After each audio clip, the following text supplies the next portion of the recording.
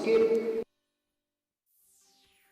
Meghalaya Chief Minister Conrad K. Sangma on Monday reaffirmed the state government's commitment to pursue the demand for the implementation of the Inner Line Permit or ILP in the state.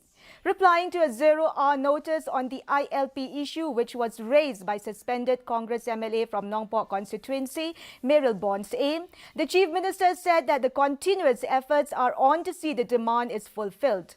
The government is serious and has shown the seriousness by passing the resolution in the House earlier. He said the state now has to wait for the approval of the centre.